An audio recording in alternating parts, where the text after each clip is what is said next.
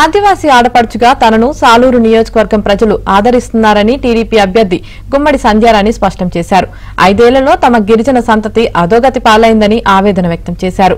తాము అధికారంలోకి వస్తే ప్రజలకు చేసే సంక్షేమ అభివృద్ది పథకాల గురించి నియోజకవర్గం అంతా వివరిస్తున్నారు. సాలూరుకు నియోజకవర్గం టీడీపీ అభ్యర్థి గుమ్మడి సంధ్యారాణి ప్రచారానికి సంబంధించిన మరిన్ని వివరాలను మా ప్రతినిధి శ్రీనివాస్ అందిస్తారు. సాలూరు నియోజకవర్గానికి సంబంధించినటువంటి అక్కడ అభ్యర్థిని గుమ్మడి సంధ్యారాణి ఇప్పుడు మెంటాడ్ మండలంలోని పలు గ్రామాల్లో పర్యటిస్తున్నారు. వారిని అడిగి మరిన్ని వివరాలు తెలుసుకుందాం.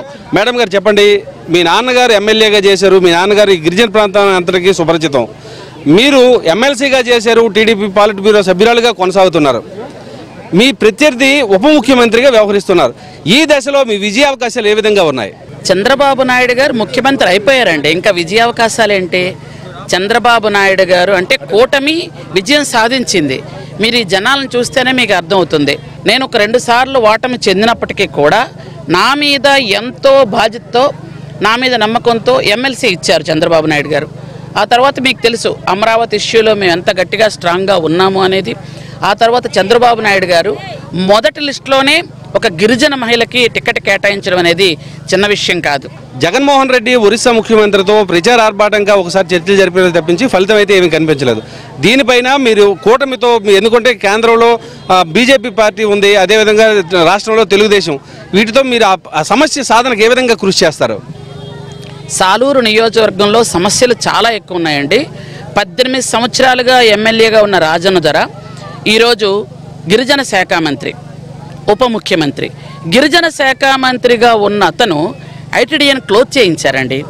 ఐటీడీఏ అంటే గిరిజనులకి తల్లి లాంటిది. అట్లాంటి ఐటీడీఏని గిరిజన శాఖ మంత్రిగా ఉన్న మనిషి క్లోజ్ చేయించితే ఇంకా ఆయన ఏం చేస్తారని ఆలోచించమంటారు? 100 పడకల హాస్పిటల్ కానీ, అలాగే గిరిజన యూనివర్సిటీ కానీ, అలాగే మాకు ఉన్నటువంటి ఒకే ఒక పరిశ్రమ ఉంది, జూట్ ఫ్యాక్టరీ. ఇవన్నీ కూడా ఉప ముఖ్యమంత్రి హోదాలో ఆయన ఏమి చేయలేకపోయారు. అంటే నాకు తెలిసి ఉప ముఖ్యమంత్రి అంటే ముఖ్యమంత్రి తర్వాత స్థాయి, నెంబర్ 2 స్థాయిలో ఉన్నప్పుడు ఆయన ఏ పని చేయలేనప్పుడు ఇంకేమీ చేయగలరు? ఉప ముఖ్యమంత్రి అయితే అవ్వలేరు. అంటే ఆయన ఏమీ చేత కాదని మాకు క్లియర్గా అర్థమైంది, ప్రజలకు కూడా అర్థమైంది. ప్రజలకు అర్థమైన తర్వాతనే మాకు బ్రహ్మరథం పడుతున్నారు. ఎవరికి ఎప్పుడు ఎలా అవకాశం ఇవ్వాలో ఓటర్లకు తెలిసినంతగా ఇంకెవరికీ తెలియదు. రాష్ట్రంలో చంద్రబాబు నాయుడు గారు, పవన్ కళ్యాణ్ గారు కలిపి రాష్ట్రంలో ఉండాలని ఎప్పుడో ఓటర్లు ఫిక్స్ అయిపోయారు. ఆంధ్రప్రదేశ్ ప్రజలు ఫిక్స్ అయ్యారు. అందుకే మీరు ముందు అడిగినప్పుడు ముఖ్యమంత్రిగా చంద్రబాబు నాయుడు గారు అని క్లియర్గా చెప్పాను. ఎందుకంటే కూటమి గెలిచింది, మనం ముందుకు వెళ్తున్నాం. ఫైనల్గా ఓటర్లకి, సాలూరు నియోజకవర్గం ఓటర్లకి మీరేంటి అపీల్ చేస్తారు? ఎలా? సాలూరు నియోజకవర్గం ఓటర్లు చాలా తెలివైన వాళ్ళండి. ఎందుకంటే వాళ్ళు ఇన్ని రోజులు కూడా నన్ను ఒక ఆడపడుచుగా భావించారు. 4 సార్లు అవకాశం ఇచ్చిన రాజన్న ధర ఇంతవరకు ఏ పని చేయలేకపోయాడు. కాబట్టి మన ఆడపడుచుకు ఒక్కసారి అవకాశం ఇద్దామనే ఆలోచన సాలూరు నియోజకవర్గంలో ఉందండి. అది ఖచ్చితంగా, ఎందుకంటే 2 సార్లు నేను దెబ్బతిన్నానని ఉండొచ్చు, నా పనితనం చూసి ఉండొచ్చు, లేదా మన ఆడపిల్లని భావన ఉండొచ్చు. సాలూరు నియోజకవర్గంలో నన్ను ఆడపడుచుగా భావిస్తారు కాబట్టి ఖచ్చితంగా నన్ను అత్యధిక మెజార్టీతో గెలిపిస్తారని నేను మనస్ఫూర్తిగా అందరినీ నమ్ముతున్నాను.